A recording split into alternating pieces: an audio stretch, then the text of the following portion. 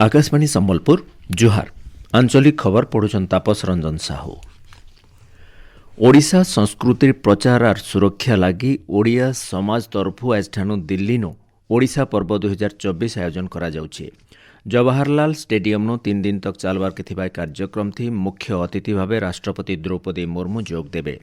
तांकर संगे प्रधानमंत्री नरेंद्र मोदी, ओडिशार मुख्यमंत्री मोहन चरण माझी, केंद्र शिक्षा मंत्री धर्मेंद्र प्रधानंकर सहित बहुते केंद्र मंत्री उपस्थित रहबे।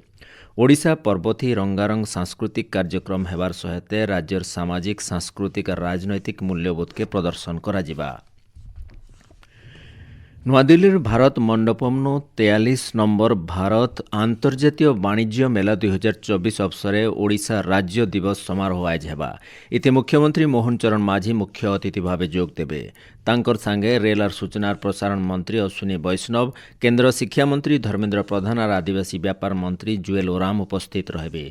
ई अवसरे बलांगीर घुड़का नृत्य, कलाहांडीर घुमरा नृत्य बागीर ओडिशार भिन्न भिन्न कला प्रदर्शन सहित परंपरा के नेकरी सांस्कृतिक कार्यक्रम मान आयोजन करा जाउछे।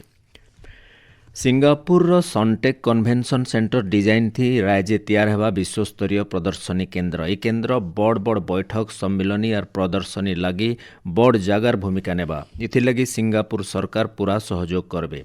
मुख्यमंत्री मोहन चरण माझी सिंगापुर गस्तती जाइकरी सनटेक कन्वेंशन केन्द्र बुलबार उतरु निष्पत्ति नेछन। इतार छड़ा विश्व दक्षता केन्द्र भी संप्रसारण करा जिबा। इथि जातीय और अंतर्जातीय स्तर थी चाहिदा थिबार आधुनिक दक्षता भित्तिक पाठ्यक्रम मूल हेबा। इटा हेले मानव संबल बजार थी ओडिया पिलांकर चाहिदा बढ़वा। भुवनेश्वर गोटे घरोई hotel no NITI Aayog तरफु data forum 2024 शीर्षक 2 दिनिया कर्मशाला गलाकाल उद्घाटित होइछे। इति भिन्न भिन्न राज्य केंद्र शासित अंचल और भारत सरकार भिन्न भिन्न विभाग और वरिष्ठ अधिकारी माने जोग देछन। उद्घाटनी कार्यक्रम थी मुख्य अतिथि भावे जोग देकरी उपमुख्यमंत्री कनक वर्धन सिंहदेव कहिछन जे तथ्यभित्तिक निष्पत्ति नेबार लगी डाटा गोटे गुरुत्वपूर्ण भित्तिभूमि भावे काम करसी।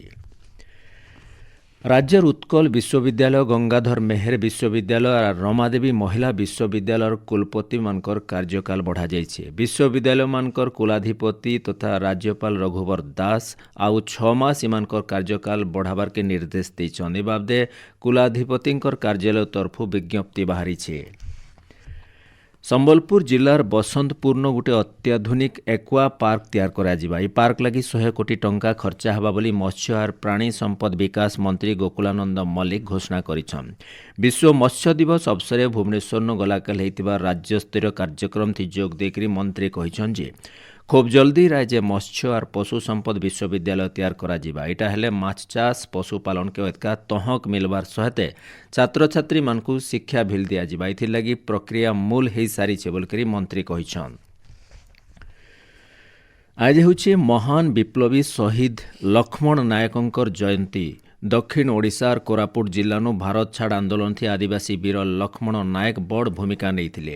तांकर असाधारण देशप्रेम, अदम्य साहस और निर्भीक संग्रामी जीवन के सुरता करी आज सारा राज्य तांकर जयंती पालन करा जाउछे। ई अवसरे भुवनेश्वर जयदेव भवन नु आज संजबेले शहीद लक्ष्मण नायकंकर राज्यस्तरीय जयंती समारोह अनुष्ठित हेबा।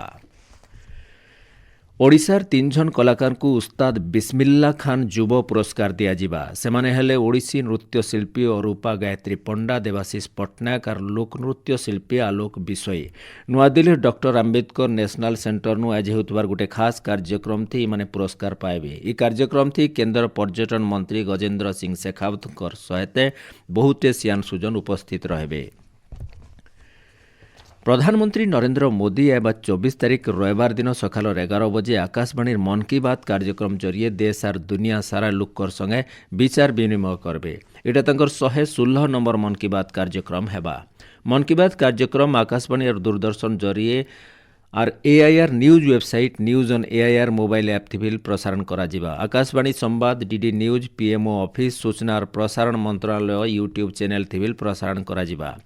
प्रधानमंत्री हिंदी अभिभाषण उत्तरु आंचलिक भाषा थी तार प्रसारण करा जिबा। सही दिन राति 8 बजे आंचलिक भाषांतरण फेर घाय प्रसारण करा जिबा।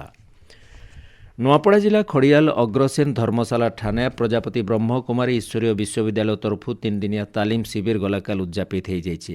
ଇତି ମୁଖ୍ୟ ଅତିଥି ଭାବେ ନୂଆପଡ଼ା ଜିଲ୍ଲାପାଳ ମଧୁସୂଦନ ଦାସ ଯୋଗ ଦେଇକରି ଜ୍ଞାନ ବଲେ ଶାନ୍ତି ଆବିର୍ଭାବ ହେସି ବୋଲିକରି କହିଛନ୍। ଏଛନିର ଆଞ୍ଚଳିକ ଖବର ଇନୋ ଶେଷ ହେଲା। ଆର ବେଲର ଆଞ୍ଚଳିକ ଖବର ଶୁଣିପାରବେ ରାତି 7:02 थी। जुहार।